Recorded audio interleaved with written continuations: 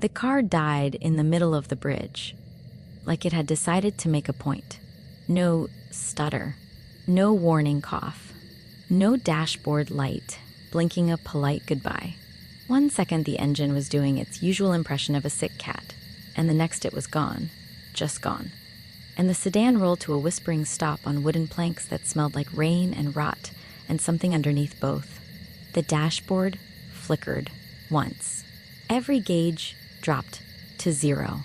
The headlights dimmed, caught themselves, then dimmed again, like they were afraid of what they were illuminating.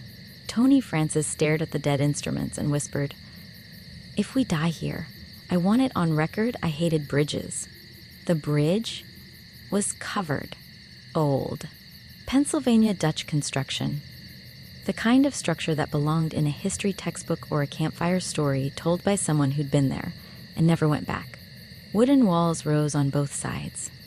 Thick timbers blackened by weather and age, topped by a peaked roof that turned the crossing into a tunnel. Through the gaps in the planking, dark water moved below. Invisible but present. Like breathing in a room you thought was empty. Fog pressed against both openings of the bridge, not rolling in, pressing, like hands cupped over the mouths of a tunnel, sealing them inside.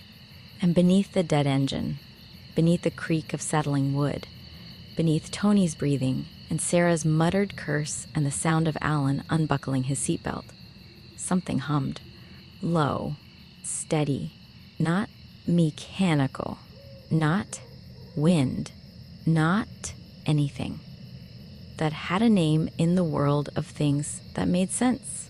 It vibrated in the dashboard, in the steering column, in Theo Sanchez's teeth. "Do you feel that?" Sarah James asked.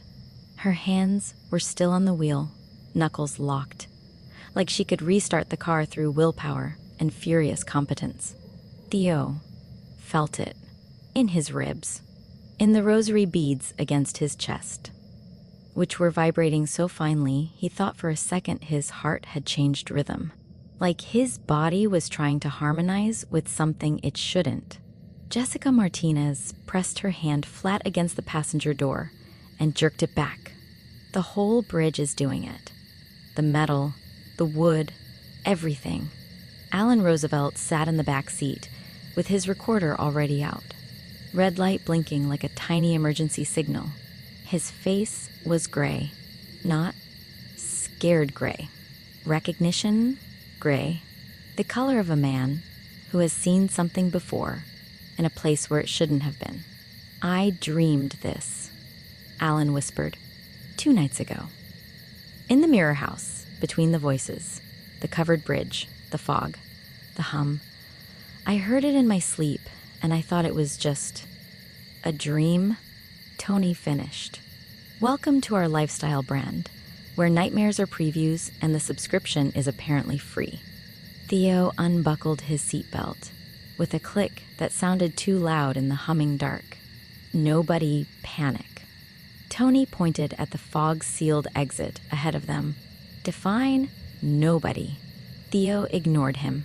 His third eye was already pressing behind his forehead.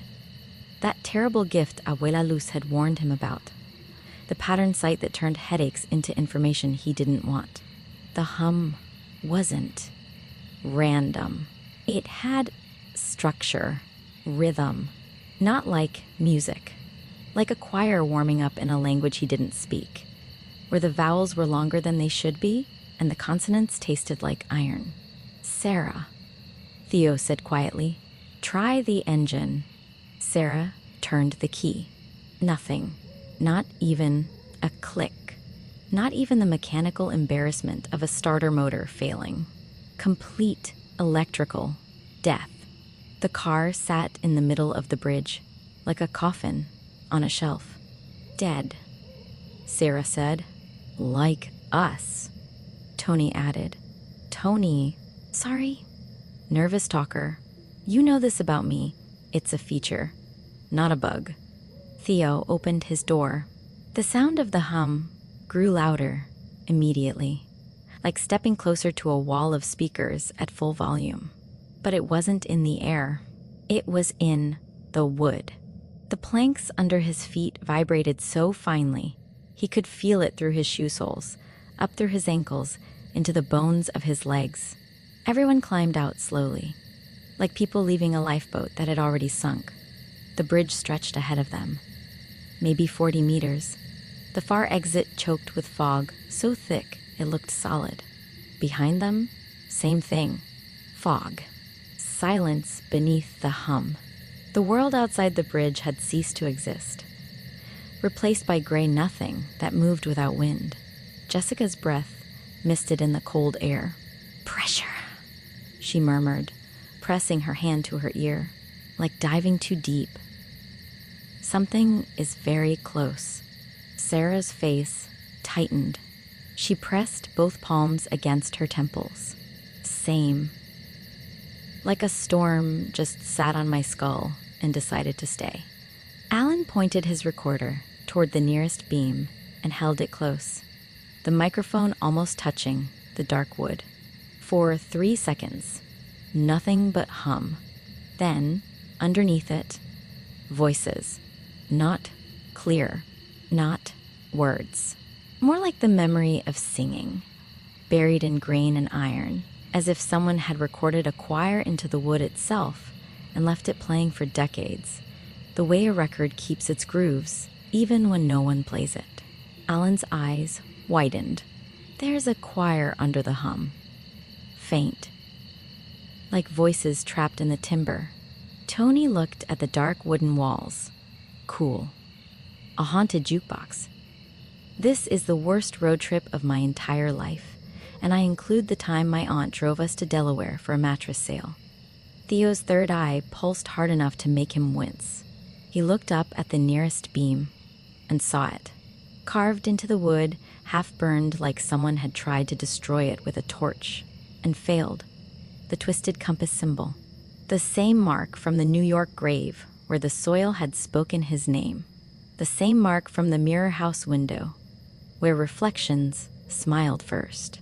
The same mark that had tried to write itself onto his palm twice now, leaving a heat memory that his skin refused to forget. His blood went cold. "It's here," Theo said, voice rough. The compass. Same network. Jessica's stomach dropped. "So, this is another node." Theo nodded. "And it's been here a long time." The burn marks around the symbol. Someone found it years ago. Tried to destroy it. Couldn't. The fog outside the bridge thickened in response to their recognition, as if hearing itself discussed. The hum shifted pitch. Lower, heavier, settling into a chest voice that vibrated the air like standing inside a bell. Tony's salt sprayer was in his backpack.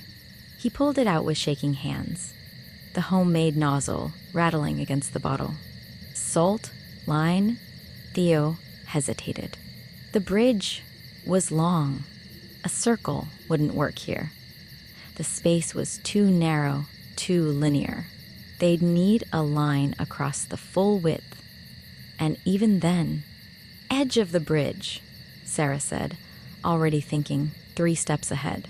Her voice had shifted into tactical mode, the version of Sarah that made route plans and emergency kits, and treated every crisis like a logistics problem with feelings. We block the far end, keep whatever's out there from coming in. Or we block us from getting out, Tony muttered. Jessica grabbed the holy water from Sarah's bag. We're already trapped.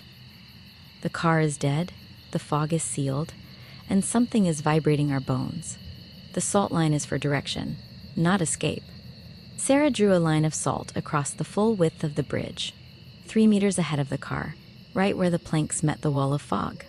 She worked fast, controlled, the white grains falling in a clean stripe that caught the residual headlight glow and shimmered. The hum pushed back. Theo saw it before he felt it. The salt grains trembled, then slid. Not scattered by wind, but rearranged, pulled by something deliberate into patterns that looked almost geometric. spirals, points, angles, like the salt was being used as a drawing medium.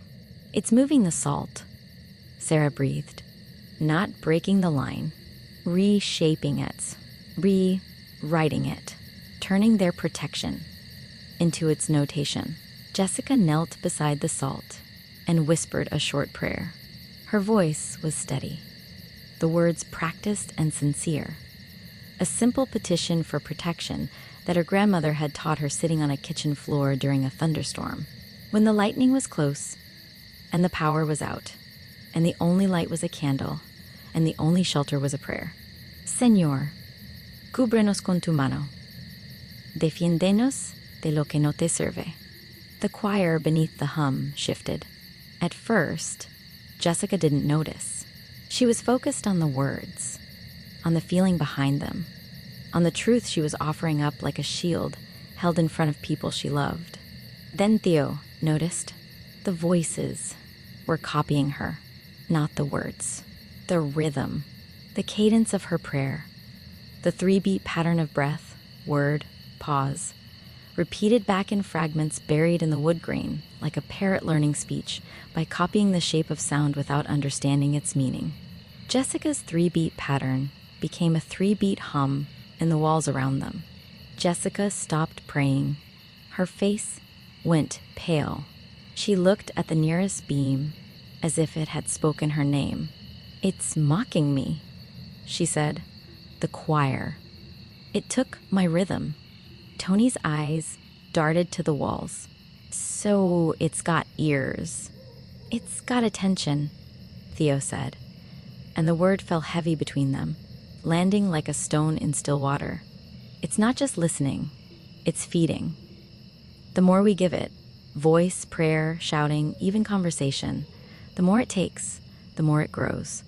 Tony opened his mouth to shout something defiant, something loud and brave, and probably featuring the word demon used as an insult. Theo grabbed his arm. "Hard. Don't." Too late. Tony's voice rang out, half a word, a single syllable of bravado, and the bridge answered. Footsteps. Not theirs. Not the fog. From the planks themselves, pounding down the length of the bridge like someone sprinting at full speed. Except there was no body, no shape, no shadow. Only the sound of heavy boots on old wood, steady and fast and getting closer. And in the dust on the planks, prints appeared one after another, stamped into grime by invisible weight.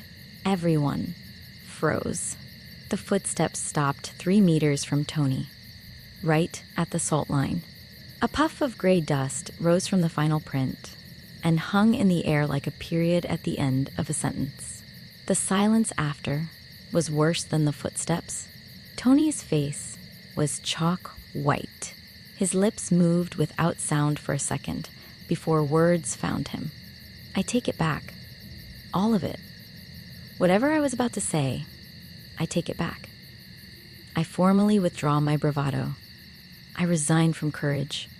Theo's heart hammered hard enough to feel it in his throat, but his voice stayed level. New rule. No shouting. Shouting feeds it. Every sound we make is food. Sarah pointed at the footprints in the dust. Those stopped at the salt. So the line works. For now, Jessica said quietly. Alan's recorder crackled.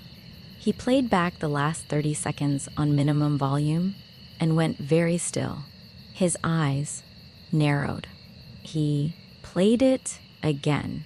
"The footsteps," he whispered, holding the recorder where they could see the waveform. "They're not random. Listen." He replayed it. Underneath the stomping, buried in the resonance like a code hidden in noise, a pattern emerged. The footsteps had landed in the exact same rhythm as Jessica's prayer. 3-beat. Breath, word, pause. Stomp, stomp, stomp. Mock. Copy. Learn. Repeat. Jessica's jaw clenched. Her eyes glistened, not with fear, but with a fury that started deep and worked its way up like heat rising. It took my prayer and turned it into footsteps. Theo looked at the beams above them. His third eye was screaming now. Not a headache, something worse. A clarity that hurt because what it showed was true. The wood was threaded with something. Lines of intention, invisible to normal sight, but structural, like veins in stone. Every beam, every plank, every joint was wired with a pattern that turned sound into energy and fed it somewhere he couldn't see. "Flashlight," he said to Sarah. Sarah handed it over, without a word. Theo swept the beam along the nearest vertical support beam and found what he was looking for. Nails. Iron nails, old and dark with age, hammered into the wood in a spiral pattern. They circled the beam from base to peak, each nail driven at a precise angle, each one equidistant from the next, like someone had followed a blueprint designed by something that understood acoustics better than any human engineer. Not one beam, all of them. "Every beam," Theo said, voice strained. Spiral nails, all the way up. Every single one. Alan crouched near the base of a beam and examined the lowest nail, careful not to touch it. "These aren't structural. They're not holding anything together. They're a ritual," Jessica finished. "They're binding the sound." Theo nodded slowly, his third eye mapping the pattern, connecting the spirals across beams into a network that mirrored the bridge's architecture but served a completely different purpose. The spiral catches vibration. Voice, prayer, shouting, even the sound of footsteps on the planks. It amplifies it, stores it, and feeds it to whatever's underneath. Tony stared at the nails with the expression of a man who has just realized the building he's standing in is a machine. "So, the bridge is a giant microphone. More like a collection plate," Jessica said, her voice tight and cold. "Except it takes without asking and never gives back." The hum deepened. The planks vibrated harder. Theo felt it in his kneecaps, in his jaw, in the fillings of his back teeth. Sarah's ears popped twice in rapid succession. She winced. Worse. Getting worse. "Because we're still talking," Theo said. "Every word we say, it takes. Every prayer, every joke, every breath with sound in it. We're feeding the machine." Silence fell over the group like a dropped curtain. For 10 full seconds, no one spoke. No one moved. The hum steadied. Still present, still heavy, still pressing against their bones like a hand holding them in place, but no longer growing. Then Alan held up his recorder and showed them the screen. The waveform had flattened to a steady, even pulse. Stable, like a heart rate monitor on a patient who was sleeping, not dying. "It needs input," Alan whispered, barely audible. "Without us feeding it, it plateaus. It's still running on stored energy, but it's not getting stronger." Theo's mind raced. They couldn't stay silent forever.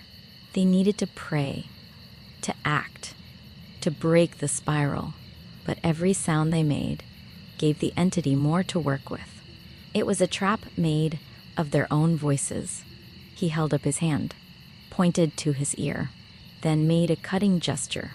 Tony's eyes widened with understanding. He dug into his backpack, past the snacks, past the duct tape, past the EMF gadget that was half decorative, and pulled out earbuds. Cheap. Tangled. 3 separate pairs because Tony lost earbuds the way normal people lost pens. They distributed them. Tony had enough for everyone. Sarah had 1 pair of proper noise-canceling buds she kept for long drives when Tony's music selection became intolerable. Theo pushed his in. The hum reduced. Not gone, but muffled, like hearing a neighbor's music through a thick wall. Still there, still present, but no longer feeding directly into his processing. He looked at the others. Everyone had earbuds in. They looked absurd. 5 teenagers standing on a haunted bridge in rural Pennsylvania, wearing cheap foam-tipped earbuds, like they were about to coordinate a silent disco in the worst venue in America. Tony caught Theo's eye and made a face that clearly communicated. "We look ridiculous, and I want credit for not saying so." Theo pointed at Sarah, then at the car, then made a steering gesture. Sarah nodded. She moved to the car and tried the ignition again. Dead. She shook her head, made a throat-cutting gesture. No power. Theo pointed at Jessica, then at the salt line, then pressed his palms together in a praying gesture. Jessica understood immediately. She moved to the salt line, knelt on the wooden planks, and began whispering prayers so quietly that even Theo, standing 2 meters away, couldn't hear her words. The choir tried to copy it. Theo felt the hum shift, reaching, probing, trying to lock onto a new pattern. But with earbuds in, they couldn't hear the mockery. The feedback loop, pray, copy, amplify, feed, was broken. The entity could still capture the sound of Jessica's prayer, but it couldn't make them listen to its twisted repetition. And without their attention, the amplification stalled. The hum stuttered, a hiccup in the pattern, like a singer who'd lost their place. Tony grabbed Theo's sleeve and pointed at the nearest spiral of nails. He mimed splashing, fingers flicking outward, the universal gesture for, "What if we put holy water on that death spiral?" Theo nodded. Tony pulled the holy water from Jessica's bag. She'd prepped extra after the mirror house, and carefully, silently, dripped water along the lowest nail in the spiral. The water hissed on contact. Steam curled off the iron, like the nail had been sitting in a furnace for hours. The wood around the nail darkened, split, and a crack ran up the plank with a sharp pop that made everyone jump despite the earbuds.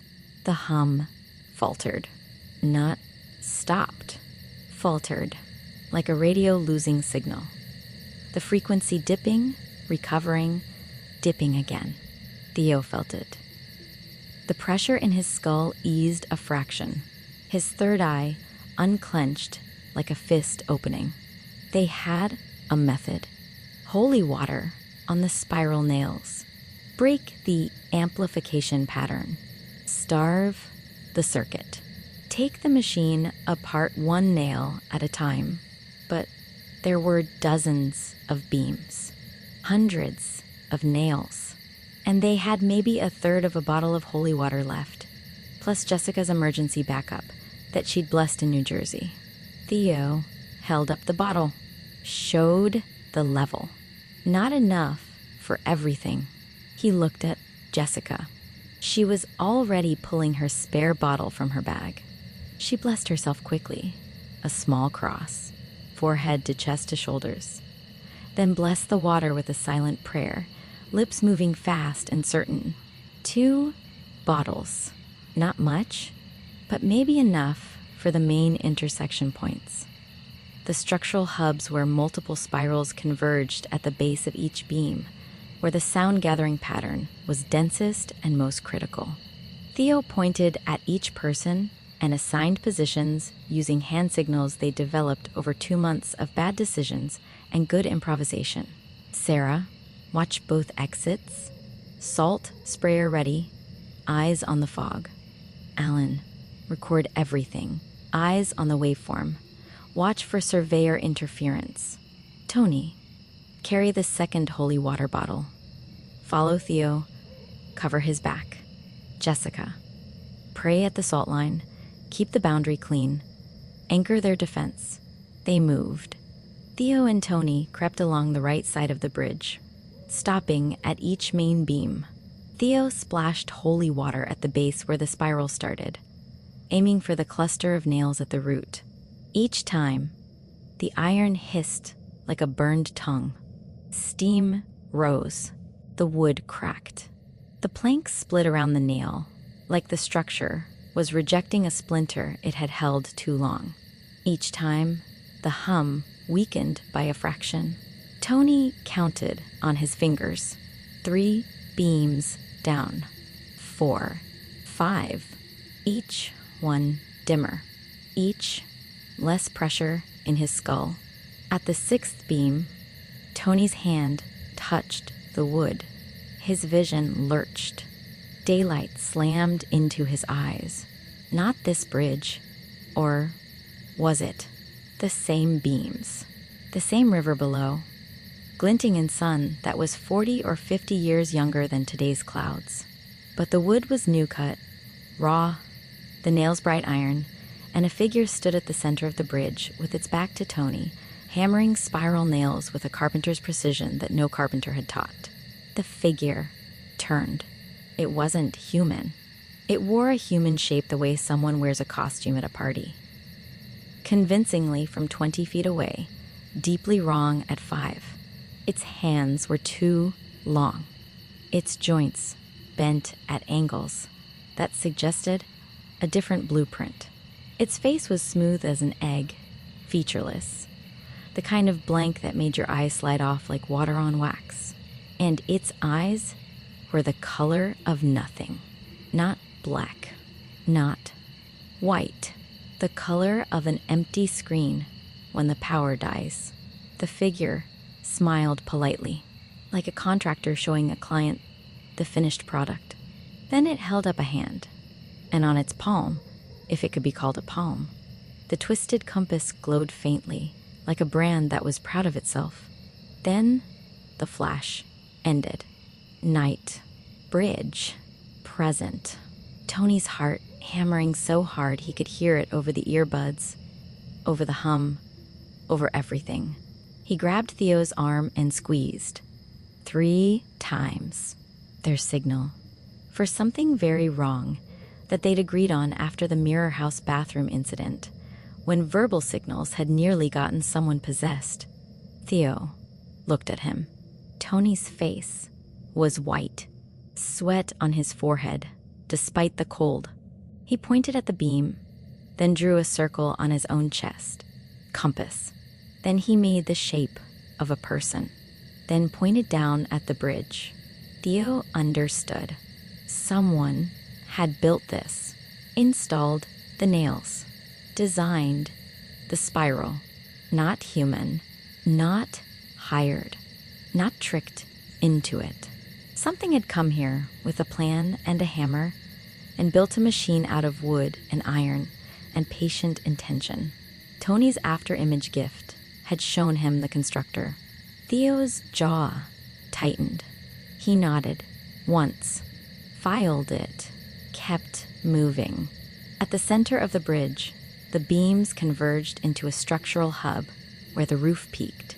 The spirals from all beams met here, iron nails overlapping in a complex pattern that looked, from below, like a 3-dimensional compass rose. Each arm of the spiral fed into the central point, where the wood was darkest, and the hum was loudest, and Theo's third eye blazed with pain that was also clarity. This was the heart, the collection point, where every captured sound was compressed, combined, and transmitted. Somewhere, downward, into the water, into the ground, into the network. Theo needed to hear it, just for a second. He needed to understand what they were fighting. He pulled out one earbud. The hum slammed into him like a physical force. It wasn't just hum anymore. It was voices, layered, hundreds, maybe thousands. Decades of drivers who had crossed this bridge. Their words, captured and compressed, replayed in an endless loop underneath the bass frequency. Conversations between parents. Arguments between teenagers. A woman singing softly. A child asking Are we there yet? A man laughing at a joke that no longer had a punchline.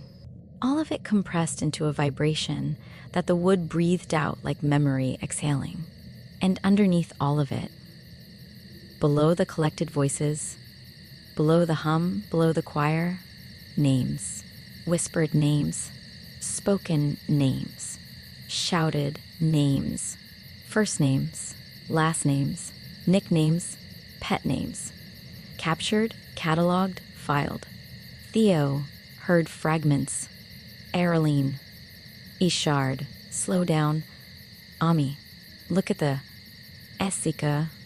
His blood froze. That was Jessica's name. Not the whole thing. Just the shape of it. Just enough to file. Just enough to identify. Then, quieter, buried even deeper. Theo, his own name. Incomplete, but present. Collected from the moment he'd spoken on this bridge. Already stored. Already counted. Theo shoved the earbud back in. His hand was shaking. His stomach was ice. Tony saw his face and mouthed, "What?" Theo shook his head. Later. Not now. He looked toward Jessica at the salt line. She was praying. Silent, steady, her hands folded so tightly the knuckles were white. The salt in front of her had stopped rearranging. The prayer was holding without the entity being able to copy it. Because the earbuds were breaking the feedback loop and the mockery couldn't reach their ears to amplify through their attention. Good. That was good. Theo unscrewed the holy water bottle. He had enough for maybe 5 more applications. The center hub needed all of it. He looked at Tony and pointed at the hub. Tony held the second bottle ready. Together, they poured. The iron screamed. Not a metaphor, not a comparison. The nails at the center hub emitted a sound like metal tearing, high-pitched and raw, vibrating through the woods so hard that sawdust and ancient grit shook loose from the roof in a gray rain. The planks under their feet bucked. The beams groaned. The hum cracked like a speaker at maximum volume, blowing its cone. The steady tone fractured into static, into broken rhythm, into something that sounded like gasping, like a lung that had been breathing steadily for decades suddenly choking on clean air. The fog at both ends of the bridge convulsed, not thinning, thrashing, as if the bridge were a throat, and the fog were a scream trying to get out. Sarah yelled. Earbud or not, her voice punched through. Something's in the fog. Theo looked toward the far exit. The fog was moving wrong, not dispersing, compressing, condensing into a shape at the edge of the bridge, visible through the gaps in the floor, planking where river and air met. Tall, still, standing in the shallow water beneath the bridge. A silhouette that didn't belong to any human proportion. Too narrow, too vertical, too still, like a pillar of pure intent wearing a person-shaped outline as a convenience. The compass symbol glowed faintly on the water's surface around its feet, reflected like moonlight on a night that had no moon. It wasn't attacking. It wasn't threatening. It was listening, recording, the way a scientist watches mice in a maze. Not rooting for them, not against them, just measuring. The shape held something reflective. A surface, a tablet. A clipboard made of nothing solid, catching light that came from no visible source. Its featureless head tilted slightly. Attentive, patient. The posture of something that had been watching for longer than any of them, had been alive, and intended to keep watching after they were gone. Alan's recorder, running on the roof of the car where he'd placed it to capture maximum range, picked up what none of them could hear through their earbuds. Static. Then fragments. Distorted. Broken. Like words fed through a shredder and partially reassembled. acoustic, compliance, attention, metrics, participation, continues. The words weren't shouted. They were filed, dictated, like a status report addressed to an audience that operated on frequencies human ears weren't built to detect. The shape in the fog didn't move, didn't advance, didn't retreat. Theo's blood went cold. He'd seen this before, in the trees at the New York gravesite. A figure with a reflective surface watching them from the tree line. In the mirror house bathroom mirror, a featureless face behind their reflections. The watcher, the note-taker, the thing that treated their terror like data. The surveyor wasn't running this bridge. It was grading it. Tony saw the shape too. For one reckless, adrenalized heartbeat, he lurched toward the center spiral, trying to reach the intersection where the main nails converged at the highest point. If he could pour holy water there, at the peak, maybe the whole pattern would collapse. His foot caught a warped plank. He skidded sideways, momentum carrying him toward the edge of the bridge where there was no railing. Just a gap between the wall planks and the floor where the river breathed cold air from below. Tony's hip hit the side wall, and his upper body tipped over the edge, his backpack pulling him like an anchor toward black water 10 feet down. Sarah moved. She didn't run. She launched. She covered the distance in 3 explosive strides, grabbed the hood of Tony's hoodie with both fists, planted her feet against the base beam, and hauled him backwards so hard they both slammed onto the planks, sliding 2 feet across dusty wood. No hero moments. Sarah shouted, earbuds gone, her voice cracking with a fury that was entirely made of fear. We talked about this. We had a whole conversation about this. Tony lay on the planks, gasping, staring at the gap where his face had almost been. Below, dark water churned. Wasn't being a hero, Tony managed, was being an idiot. Different skill set. Sarah's grip on his hoodie didn't relax. Stay. Down. Staying. Very down. Floor is my new home. I live here now. The hum was broken, but not dead. It stuttered in fragments, trying to rebuild from the secondary spirals on the outer beams that they hadn't reached yet. Residual vibration fed through the remaining nails, weaker but persistent, like a severed wire still carrying charge. Theo pulled his earbud out.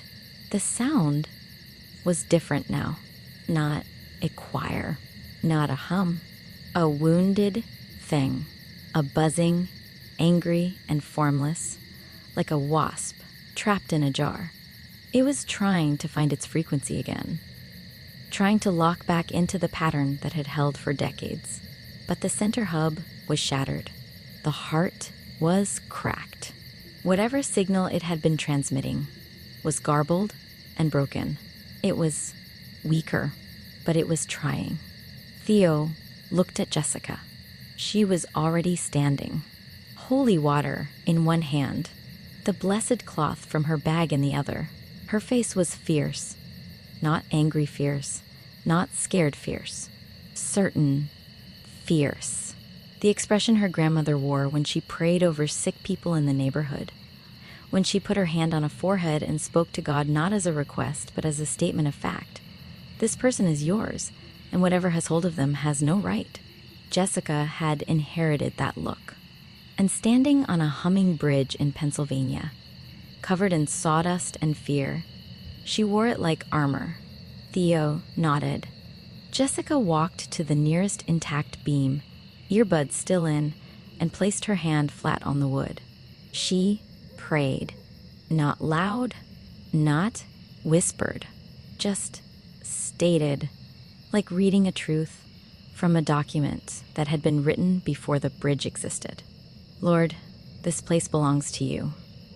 Not to the thing that built this trap, not to the voice that steals names, not to the one who watches and records. This ground, this water, this wood, reclaim it. She poured holy water on the spiral base. Hiss, crack, steam. The iron darkened. The wood split. She moved the next beam. Same prayer. Same water. Same result. Each one weaker than the last. The hum losing definition like a radio station, fading as you drive away from its tower. Theo followed, speaking the St. Michael prayer in a steady voice that he deliberately kept level, not shouting it like a weapon, not whispering it like a secret, stating it like an address. This is who we are. This is whose we are. This is where we stand.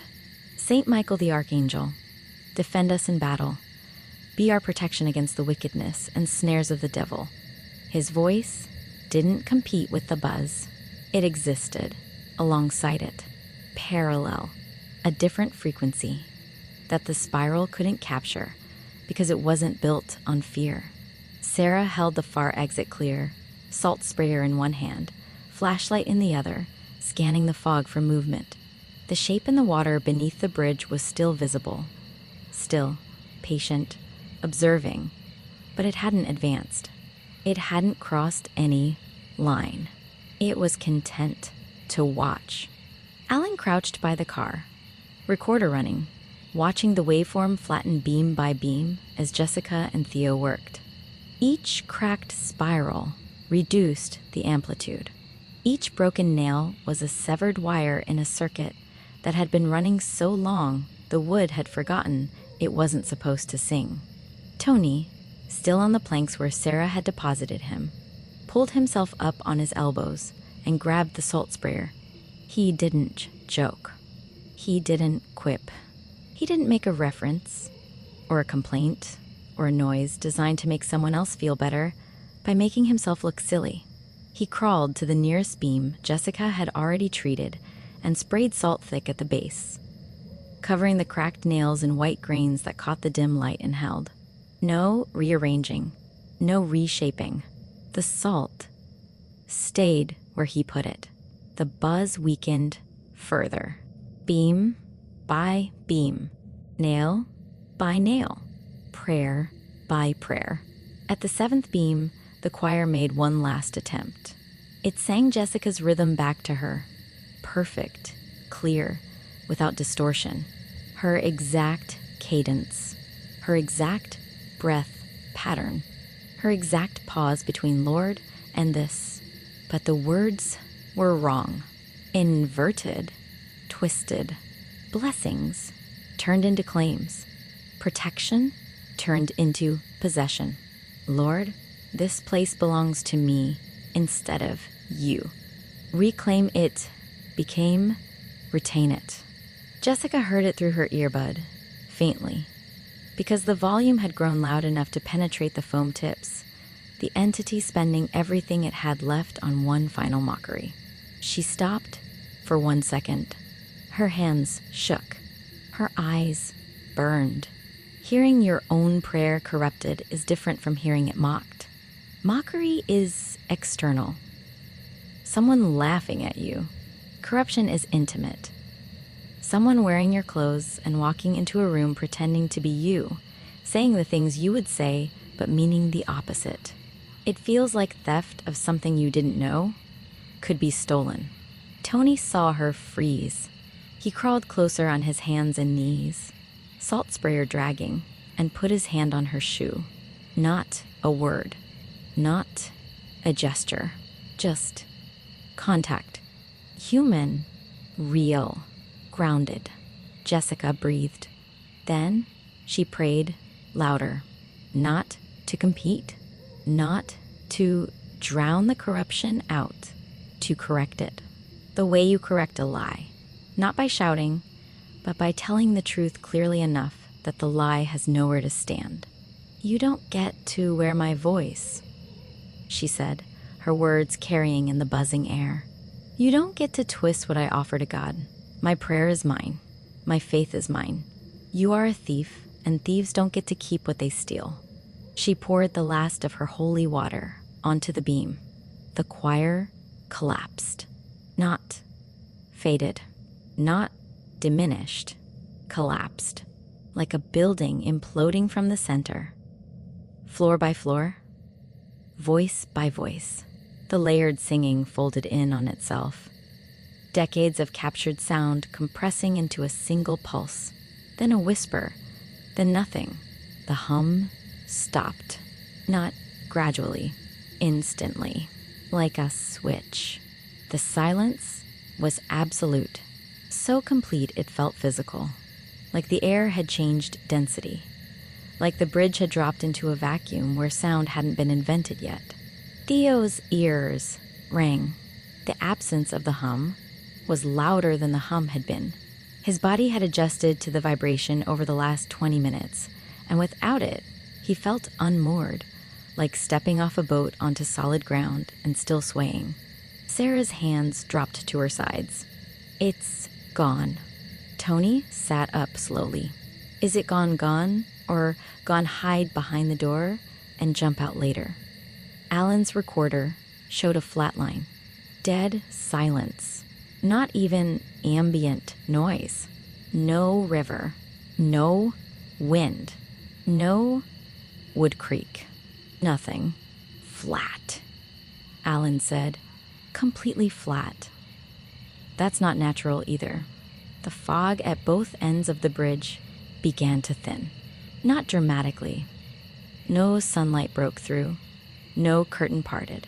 It just receded, like water finding its level after a storm, pulling back to reveal ordinary night on both sides. Road, trees, sky. The shape in the river was gone. The water beneath them moved normally. Dark, cold, unhurried. Ordinary water doing ordinary water things. Theo looked at the beams. The spiral nails were still there. You can't remove 100 iron nails from structural timber by pouring water on them, but the iron had dulled, corroded, as if decades of age had caught up in minutes. Several nails had cracked at their heads, splitting the wood around them like rotten teeth. The twisted compass symbol on the nearest beam had blistered further. The carving was still visible, but the edges had charred, deepened, as if the holy water had finished the work that someone else's fire had started years ago. Jessica leaned against a beam, breathing hard. Her hands were shaking. Her face was wet. Sweat and tears mixed into something she wasn't going to separate right now. That's the worst one, she whispered. Hearing your own prayer twisted like that. Like watching someone put on your face and walk into a room. Theo touched her shoulder. It couldn't hold the shape. You noticed? Jessica blinked. What? It copied your rhythm perfectly, but it couldn't copy your faith. The words were wrong because the source was wrong. It was performing prayer. You were praying. There's a difference it can't bridge, no matter how good its microphone is. Jessica stared at him, then her shoulders loosened a fraction. Not relaxed, released, like a knot, deciding it didn't need to be quite so tight. That's actually helpful, she said. Tony stood up, dusted off his knees with elaborate care, and looked at both of them.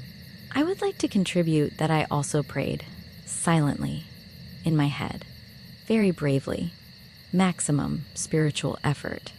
Sarah walked past him toward the car. You almost fell off a bridge. Bravely.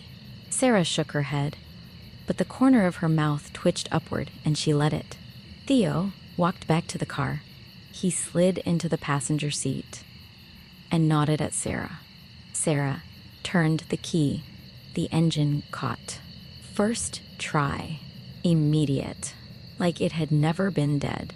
Like whatever had reached into the ignition and squeezed had finally let go. She stared at the dashboard. Every gauge normal. Every light off. The car hummed. The regular kind. The blessed ordinary kind. The kind that meant gasoline and pistons and mechanical things that didn't hate you. Of course, Sarah said flatly. Now, it works. Tony threw himself into the back seat. Alan followed. Recorder still running, clutched against his chest. Jessica slid into the front passenger seat, and Theo shifted to make room without being asked. Sarah put the car in gear and drove forward.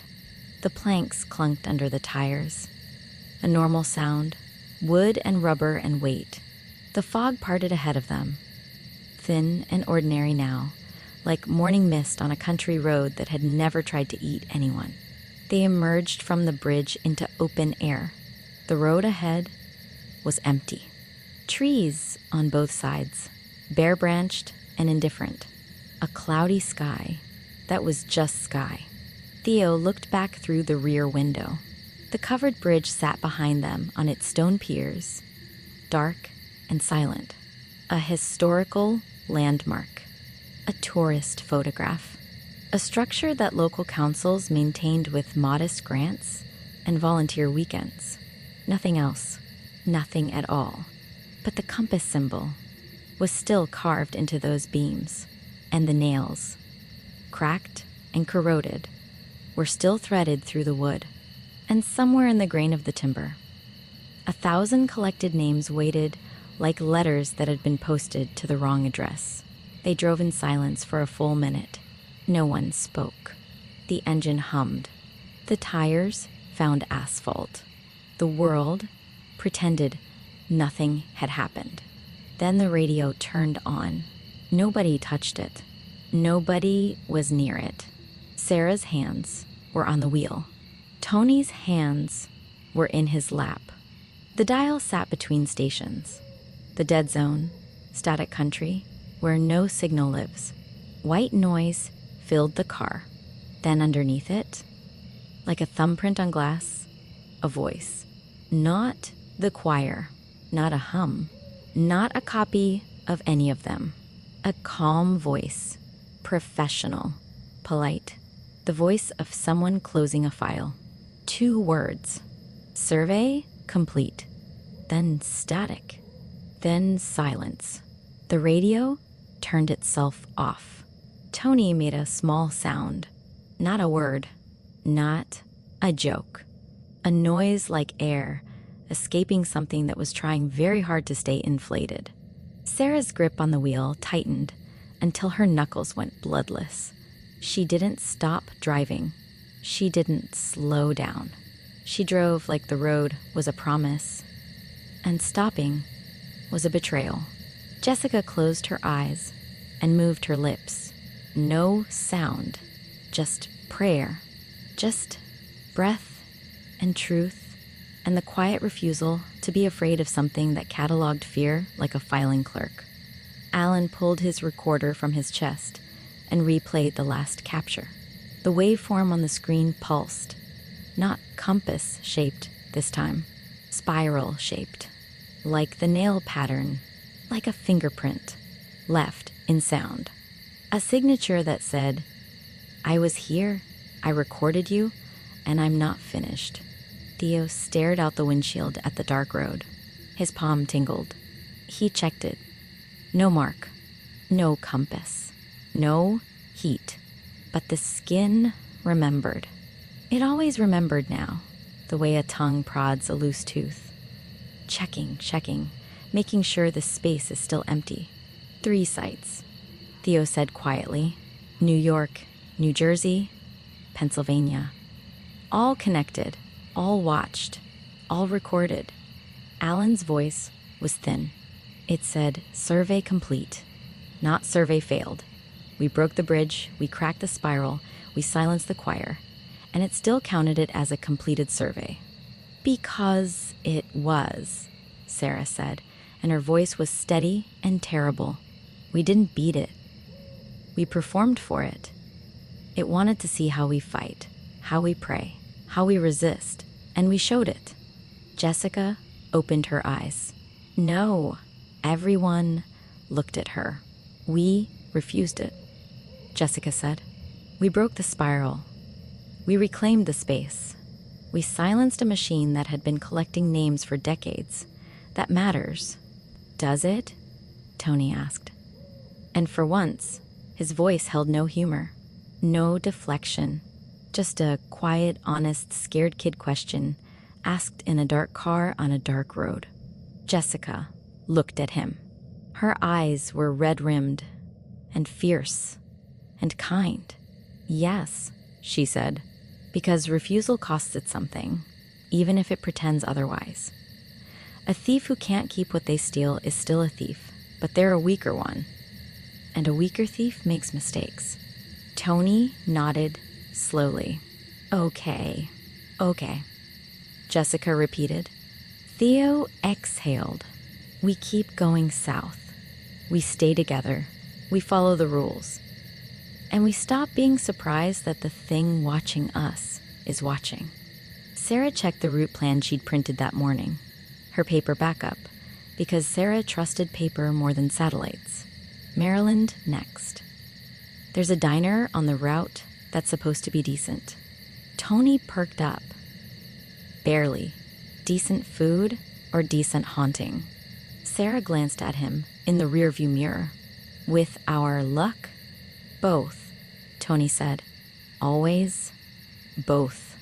Nobody laughed, but nobody argued either. And in the quiet car, heading south through Pennsylvania darkness toward a state line they hadn't crossed yet, that felt like enough. The car rolled on. 5 teenagers. 1 spiral broken, 1 survey filed, driving toward the next node in a network they were only beginning to understand. Behind them, the bridge stood silent on its stone piers, straddling water that had forgotten the frequency it had been forced to carry. But the nails remembered, and the spiral, broken but present, still traced its pattern in corroded iron, a machine with a cracked heart, waiting for the next voice careless enough to carry across old wood. Far below the bridge, in shallow water that moved too slowly for its depth, a single compass shape rippled once on the surface, like a signature written in current. Then the river went still, and somewhere ahead, past the state line, past the mountains, past the dark stretch of highway that connected Pennsylvania to Maryland, a diner sat on the edge of a road where no one stopped voluntarily. Its lights turned on at 3:17 a.m. Nobody had touched the switch. The grill was cold. The tables were clean. The counter gleamed like it had been polished by someone who took pride in their work. And on the specials board, in handwriting that was almost but not quite human, a new item had appeared. "Bring what you owe." You've been listening to Salt and Lanterns. Stay together. Keep the light on.